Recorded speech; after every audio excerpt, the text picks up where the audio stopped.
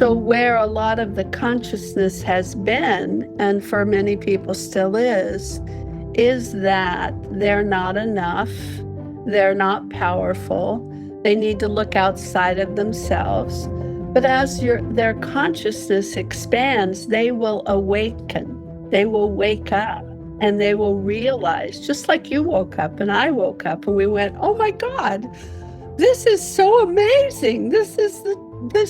I'm going to use this. Welcome to a new episode of Most Memorable Journeys.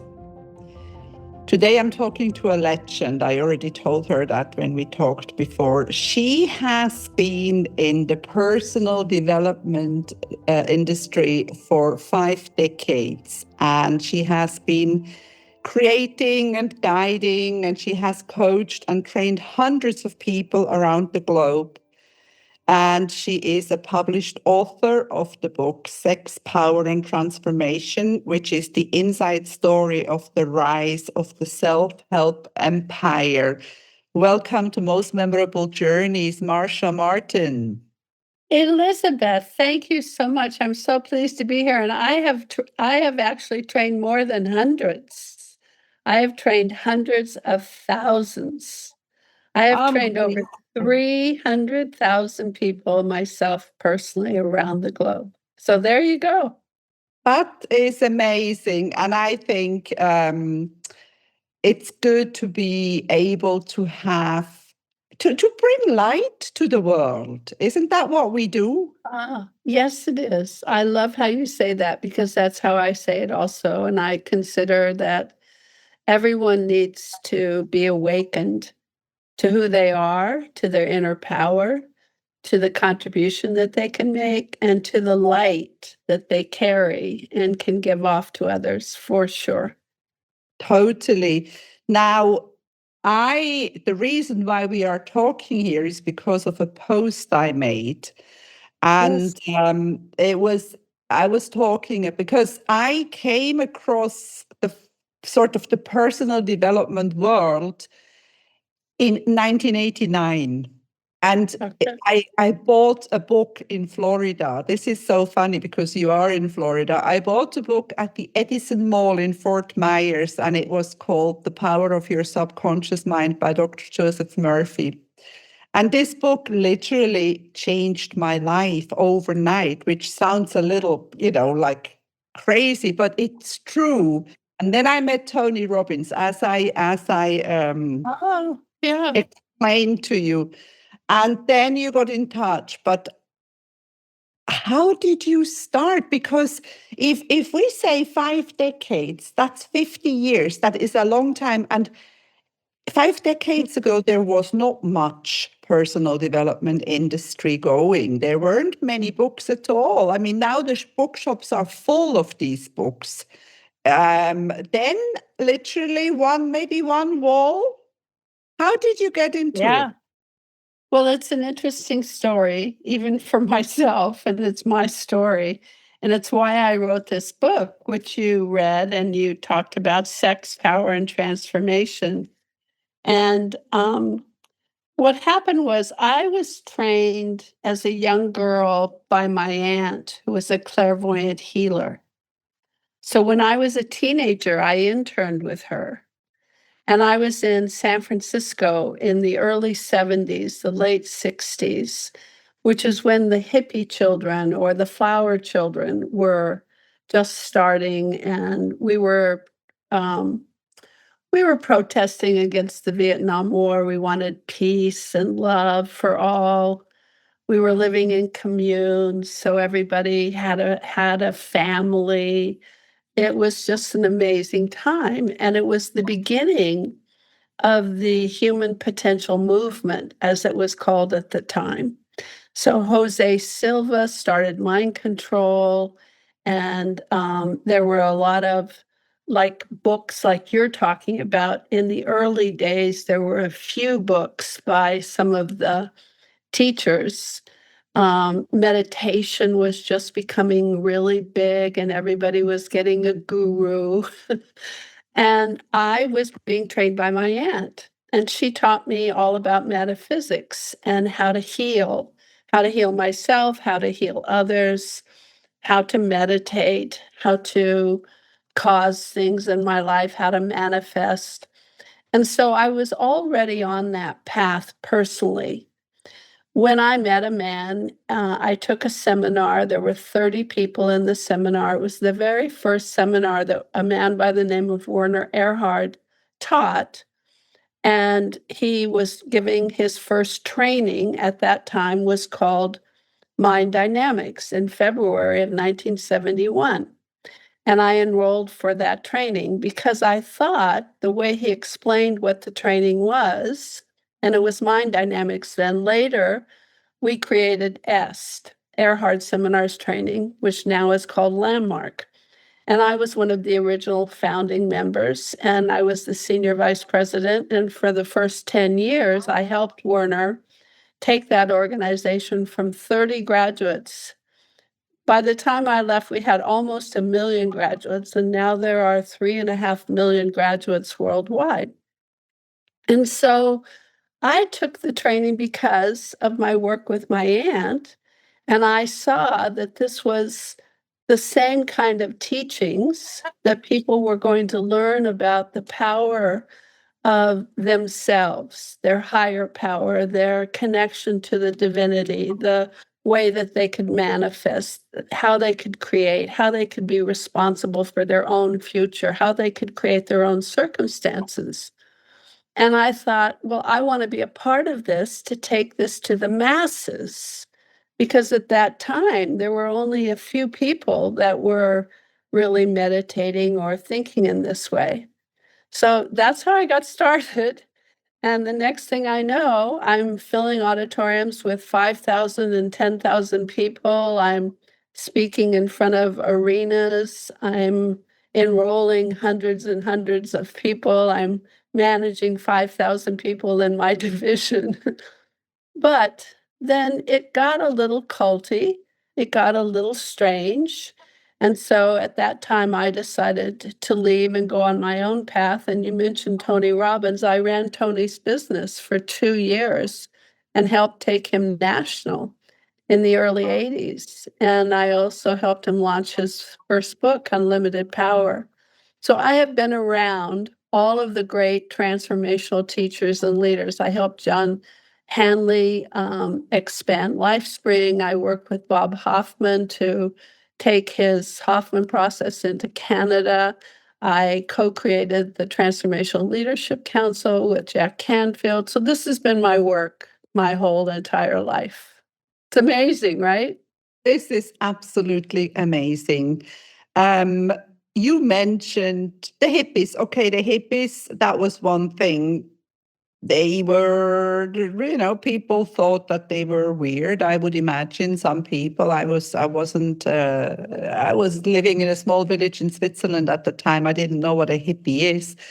But now when it came to personal development and the books we read, the way we started, you and I started more or less around about the same time. No, maybe you started earlier, but didn't people think that we were weird? We were, the stuff that we were telling them, we were like freaks because, how can you tell somebody suddenly you are the product of your thoughts, or you are all your decisions have consequences? That people weren't used to that. Or that language creates reality and that you're living in what you spoke last year, right? Yes. So it was a bit different because what happened, and it was called the Human Potential Movement, because it really took off. And so the organization that really was the catalyst for it all was EST, and that was Werner Erhard. He started by teaching mind dynamics, and we had 30 in the first mind dynamics course he taught. Then we had 60 the following month. Then we had 125 the following month. Then we had 250 because Werner told us that he wanted us to double the attendance every month, which we did. We were so excited about what people would get. The training was so magnificent because Werner, first of all, the mind dynamics training was really put together very well by Alexander Everett. And then when Werner saw that it was going to be a movement, he created EST. And EST was a combination of what mind dynamics had been, plus what Werner brought to the table. He had studied Scientology, he had studied a lot of the Think and Grow Rich kinds of content. He had studied metaphysics. So it was a combination of all of that. And that training was, in the beginning, a 4-day training, and it was put together in such a way that it took 4 days for you to actually transform the way that you saw the world, the way that you saw yourself, the way that you experience life. And people had such amazing breakthroughs. Marriages that weren't working started to work, and people started to heal relationships with people that they had been, broken before. And people started being able to make more money, have better health. I mean, it was just amazing. So it wasn't that we were crazy. It was that we somehow in Est had found the magic formula, and everybody wanted to do that training. Literally, you have to understand, we were doing 250 a month every month in San Francisco. Then we opened up Los Angeles. So then we did a training every month in Los Angeles. Then we opened up, this was in a matter of every month. We would start a new city. Then we opened up Aspen. Then we opened up Honolulu. Then we opened up New York, Washington, Boston, Denver, Chicago. And in every one of those cities, we were having a training once a month with 250 people. Then we started doing 2 trainings a month in each of those cities, then 3 trainings a month, then more cities. It just was amazing. Everybody wanted to do this training because the results were so amazing. So, and also there was not so much available and people were hungry for it. Why do you think people got so hungry for that at that time? I think because of what happened with you. You read that book and it woke up something inside of you. And I think it was the time. It was just the time of awakening. We were all just waking up. It made sense. It made sense that it was better to go within than to find your answers outside of yourself. Yeah, that's exactly what I did. That's exactly what happened to me, because up until then I was blaming my whatever, my circumstances, the way I grew up for, and then I literally in one night I couldn't put that book down. I was staying at the Marco Beach Hilton, I remember, and I actually slept for a couple of hours because I couldn't stop reading. It's an interesting, it's crazy how things like that can affect us, and that night changed my life. Yeah, exactly. I can remember the kind of experience I had that was just like yours before I ever met Werner, before I even met my aunt, before I started teaching. And I was reading a book just like you, and it woke me up. I mean, something that it said about that the answers were within. And I remember I was so focused on the book, and a friend of mine was sitting to my right, and I was so excited about what I read that I just whipped my head around to tell her that I wanted to show her something. And I didn't even have to tell her, because the energy of me whipping my head around like that pulled her around. Literally, she turned towards me at the same time and she said, "What's going on?" It was energetic. It was that kind of a thing. It just was mind changing, right? Yeah.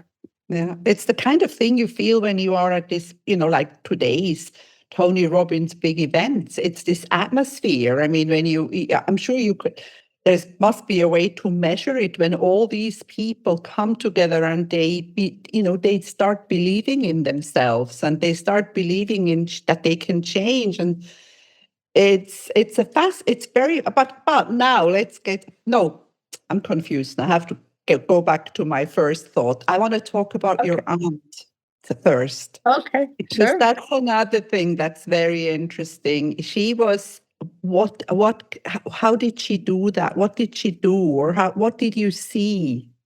She studied Alice Bailey, and you can look Alice Bailey up. Alice Bailey was one of the very, very early in the 1800s transformational thought leaders. And she studied theosophy and Rosicrucianism, and it was the art of meditation and metaphysics and how one's mind works and how one goes within and how one meditates and how one creates a reality and how one actually creates circumstances rather than being at the effect of circumstances. We're pretty much causing our circumstances by the way that we think. So she was taught all of that and then became a teacher herself. And I was lucky enough to intern with her when I was almost 18, I guess, 19 and 20. Fantastic. And, like you were saying, it's either you make life happen or life happens to you. Yes, isn't that the truth?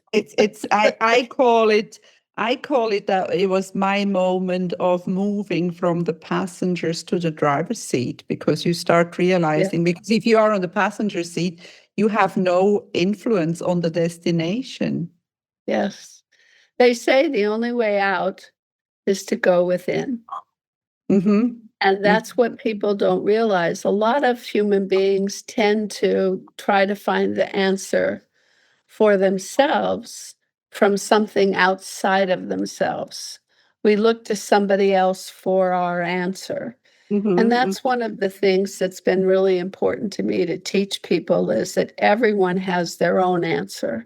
Yeah. And so I have an answer for me, and I have a way of thinking that if you think or you go within and you meditate, you can find your answer. But I don't have the answer for you. Yeah. Yeah. I have the answer for me, but I can help you get to the place where you can find the answer for you. Yeah. And I think that's one of the tricks of the whole human potential movement and self help and personal development is you have this amazing methodology and great wisdom that's come down through thousands of years, really, that now has a platform, a book, a seminar, a workshop, a teacher that can bring it to you. But it fails if you think the teacher is the answer. It's the wisdom that's the answer that's brought to you from the teacher. And a lot of teachers get addicted to power, wealth, and fame, and then start trying to tell you that they have the answer for you. And I think that's one of the things that people need to look for and look out in terms of enlightenment. I think that's how you started replying to him, because I was complaining a little bit about the personal development industry. And, it's when people ask me, because I do hypnotherapy as well, they ask, people sometimes have, can you change me? And my answer is no, I cannot change you, but I can show you, like you said, I can show you a way, or I can maybe ask the right questions that will maybe help you change yourself, because I can absolutely change anybody. Yeah. And it's very important that people understand that, because when you're in a large organization, if the thought is that the guru or the charismatic leader is the one, rather than you being the one for yourself, then pretty soon you just start doing things blindly. And pretty soon it becomes very culty. And Yeah. pretty soon some people can do things that they wouldn't normally do, but they Yeah. think they have to because that other person told them to. And Mhm. that's one of the reasons that I left Est in 1980 is it got to a place where I realized the way of the organization was going down a path that was different than my path. Mhm. The methodology was my path. You know, the truth is the truth. And so when you find a way to find yourself, then use it. And coaches are great and programs are great and workshops are great and books are great as long as you take it within and then put it through your own system to consider what's right for you. Mm. Not that you just blindly follow what somebody else tells you, because you can get into trouble that way. Yeah, and you can get very drawn in, and you can kind of, and also there are people, there are gurus or whatever you want to call you, who then call it, they then take advantage of you financially. You know, they sell you whatever, because once they have you, they will sell you anything that you can imagine, and because you are so drawn in, you will pay for it. Yeah. I mean, you can see it in the world today. It's very interesting what's happening in politics, what's happening in corporations. People are just following along rather than having the courage to have their own voice. And that's the other thing I share in my book. I think my book is magical. I really do. It started off being just a memoir and my story and kind of a history of the beginnings of the human potential movement. But I think it's more than that because it's a way for you to notice that you have a voice and that sometimes you're afraid to use it and you have to have courage to stand up for what's true for you. You can't just go along like a sheep. Otherwise, that's why the sheeps go over the cliff. Mhm. But isn't that what 90% of the people do? They follow. I think that's the sad situation in our world. I Instead of think it's I think it's not so sad as it is. It's what consciousness is consciousness evolves, consciousness expands. So where a lot of the consciousness has been, and for many people still is that they're not enough, they're not powerful, they need to look outside of themselves. But as their consciousness expands, they will awaken, they will Mhm, wake up, and they will mhm. realize, just like you woke up and I woke up and we went, "Oh my God, this is so amazing. This I'm going to use this."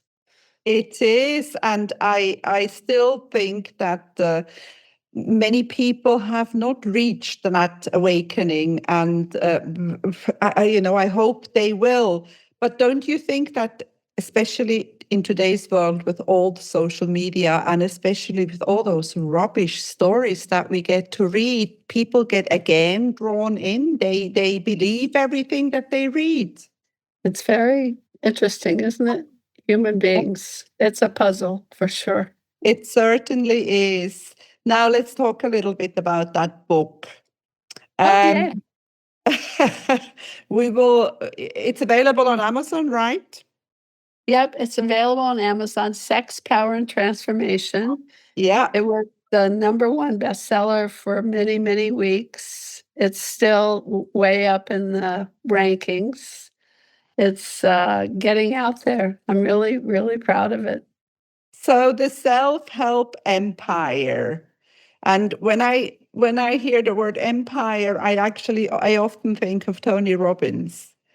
Uh, because I don't know if I had written that in that post that you read, because I was a tour guide and I was in Los Angeles, and I had a day off because I was waiting for another group coming from Switzerland. And I didn't know what to do because I didn't want to go sightseeing. Sightseeing was my work. So I walked around that crappy Hilton or something. It was near LAX airport. And there was a public speaking seminar announced in one of the ballrooms. And I thought, well, public speaking is what I do. You know, I speak in front of people when I'm. Yes. And I attended that seminar. Listen to this, it was 1989. And this freak I can see him in a yellow T-shirt and a pair of shorts, gave this seminar, and he was so charismatic. He was shouting a lot, but he was charismatic. And I bought his book. I think it was I'm not sure. It must have been Unlimited Power because Awaken the Giant wasn't out yet. And again, this, on top of what I had already learned, I woke up more. He's quite amazing. I ran his company for 2 years. I want to know about a little bit. I mean, you probably may not. What is he like? Well, he's gone through a lot of changes, I think, since I worked with him. I think all of the charismatic gurus have to go through some kind of initiation or test. And I think that if you get through the test of, you realize that it's not you who's doing it, there's something bigger than you, and that you're helping people find their answer. You're not giving them your answer. So, some of them do it better than others. Tony has amazing information, amazing wisdom, because it's been brought down through thousands of years, what he teaches. It's a catalyst. Of course, yeah. And of course, the NLP, neuro linguistic programming, is, how your mind works and how you can utilize that tool and how you can kind of create formulas for it to cause things, because it's a very, very powerful tool. So learning about language and learning about your brain and learning about how it all works is empowering. I think also people get wrapped up in him, and they think it's him. It's not the wisdom, it's him. And because he is so powerful, he's a big man, he's very handsome, he can speak really well, he has passion, and he's funny. He says great things, and he is able to tell you the wisdom of what he's teaching in a way that you are able to understand it and get it. But when people go a little further and think Tony is the way, just like if they think any guru is the way, then it becomes a little dangerous. Yeah, that's true. That's definitely true. Like, Tony is not the way you are the way. You yourself are the way. Now, we got away from the book. I want to go back to the book. What made you write the book? How did it start? Well, I've been saying I'm going to write a book for the last 3 decades. It's just been one of those things. And people that are in my seminars and my colleagues and my team, they all roll their eyes now if I ever said it, right? I finally did what I've been saying for like the last 45 years. I got to a point where I realized that there was damage being done inside of the courses or the human potential movement. And this whole thing about people thinking somebody else had the answer, rather than that what really was the answer was to find yourself within yourself and find your own answer. And so I just decided it was time that people understood some of the history and some of the dangers. A lot of the books out are either against something or for something. And it's kind of like politics. It just makes me laugh, because all the Democrats say the Republicans are all bad. The Republicans say the Democrats are all bad. But any everybody who takes a stance has to have an enemy that's all bad, right? And so most of the books out there talk about why it's bad or why it's good. And what I wanted to do was to show you the light and the dark. I wanted to show you not just the miracles, but also the manipulation. I wanted you to see the whole story of how this came about so that you could really reflect within yourself and have the courage to make your own choices. And so for me, the book is a memoir. It's my story. It actually happened. It's a true story, but it's also the history from my point of view and where I was. And I was there at a pivotal point in many of the programs at the beginning. So it's the history. It's also a story for women in a man's world. Because as a young girl, I grew into womanhood in a man's world. And I know what it's like when we think the man is supposed to know better than we do, or when men operate as if there's a boys' club and the girls are just along for, a pretty skirt. So it's also delves into that. And it's also about patterns. Because as you know, in your work, we all have patterns that we get from when we're very young. My pattern, one of my big patterns was I had a very powerful father who had a mean streak. He was an alcoholic, but I loved him so much. I wanted him to approve me. I wanted to do well for him. And so I kind of grew up needing to get the approval of powerful men. And you can see that through my whole story that that was part of what I had to deal with. So it's a story of patterns. It makes you think and reflect. One person told me about this book. He says, Marcia, I read your book. He said, it was so touching in parts that I actually cried real tears. It touched my heart so deeply. I had to cry. He said, but then other parts, he says, I thought I was going to fall off my chair laughing. It was so funny. It made me laugh like with a roar. He said, and then at times I got so angry, I slammed my fist on the desk. He said, and overall, the thing I loved about it most was it made me think and reflect, and it still haunts me because it touched something so deeply about what my life's about. So I think this book is magical. I think people should get it and read it, and I think it's a page turner, and they won't be able to put it down. And it's a very fast read. Sex, Power, and Transformation on Amazon.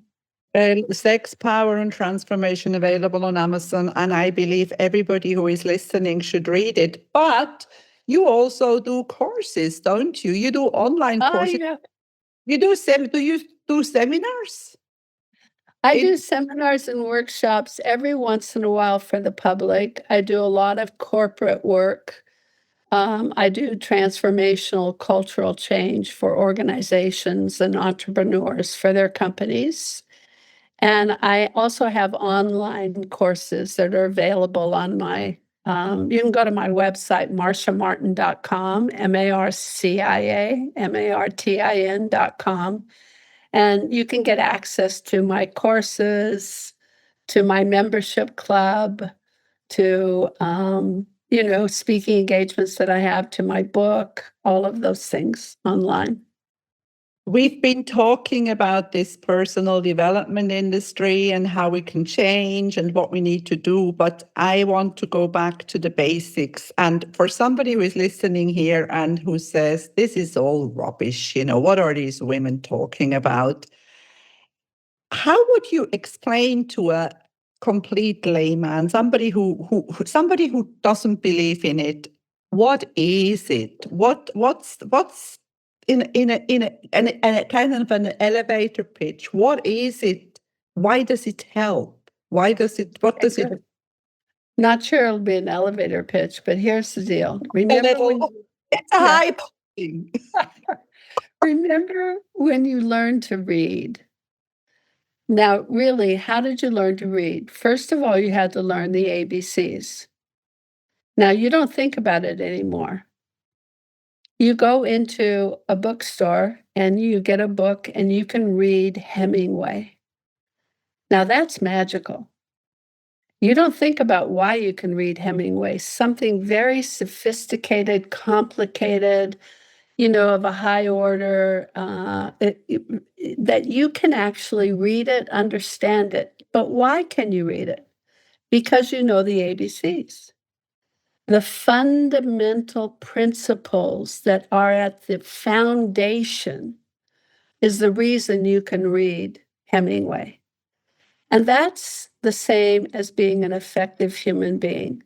There are certain principles and laws in the universe, in your body, in your mind, in your emotions. There are certain ways things work that we haven't been taught.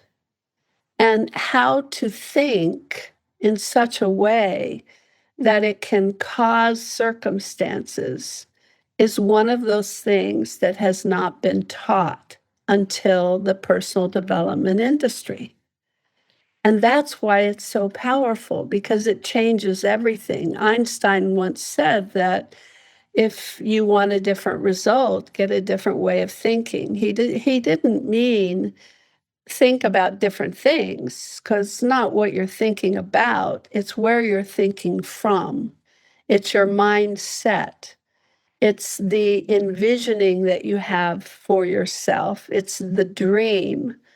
But we think that what we have and what we do is more important than who we're being.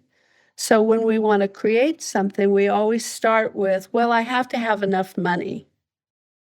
And I have to do this in a consistent way.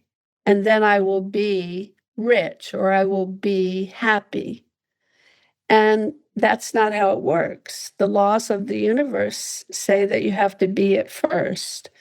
So it's your thinking, it's your mindset, it's the internal way you hold yourself that needs to be changed. And there are ways you can do that, but we're not taught them. And that's what the personal development industry and the self-help courses are all about, is teaching you a new way of thinking. And when you have that, everything changes. So I hope that was a good elevator speech. Oh, perfect. Now, my question to you is, don't you think some of that or part of that, or maybe emotional intelligence or whatever, should be taught at school? Yes, I do. I was just talking to somebody that has a new program for education for young people for elementary school. I think it's the most important thing, because that's where we make all of the decisions that matter most in our lives.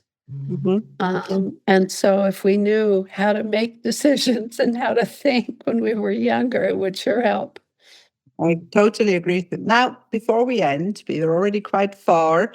My podcast is called Most Memorable Journeys. So let's talk a little bit about travel, because you traveled. Did you travel abroad with your with these people that you worked? Did you, obviously a lot within the US, but where did you go? Oh, I've been everywhere. You can't imagine. It was really funny for the last 10 years or 15 years previous kind of to COVID. I was working for Hard Rock International as a consultant, and Hard Rock Hotels had me in every hotel they had all over the globe to teach their senior executives how to think better, how to communicate better, how to be more magnificent leader, and how to transform the culture of their organization. So I've done workshops and seminars and trainings in Davos, Switzerland, which you know very well. I've been to Madrid and to Budapest and to Dublin and to Amsterdam and to Lebanon and Beirut, and I mean all over. I've been to South America, North America, Canada, Mexico, Italy, Germany. I've been all over the world. It's an amazing journey. This just made me extremely jealous. I Amazing. I mean, to be able to combine what you're doing and then get people to travel, this is a dream, I think. Well, I was a tour guide, was I got paid for what I love to do. And Oh, that is amazing. this is what we need. This is how we need to create our lives, because Yes. not you want to travel. I'm not saying that everybody has to do the same thing, but I think if you know what you love, you should work your life around it. Well, I think you do that. It's very interesting to me because I wanted to be on your travel show because I figured my journey, which is where I've traveled, was an inner journey. So Mhm. you have the best of both worlds. You journey around the world and do tour guides and travel in that way, but also you lead people on their own journeys to themselves, which is a journey in itself, for sure. Do you have a favorite part in the world, a favorite place? A favorite place, I love Aspen, Colorado, which is not, I lived there for so many years. It has so many things, but I love Italy. I love Spain. I love Hawaii and the Caribbean.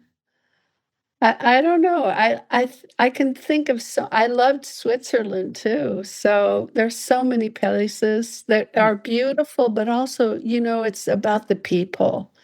Well, it's also about you, I think. Yeah. When you are, I always felt, because I think I ask this question most people, but I think it's a really stupid question because, how can you say which is your favorite? Some people do, but how can you say which is, I can't say which is my I favorite. know it's hard, right? Also, one thing that I have learned is when you are at peace with yourself, and when you like your life, and when you do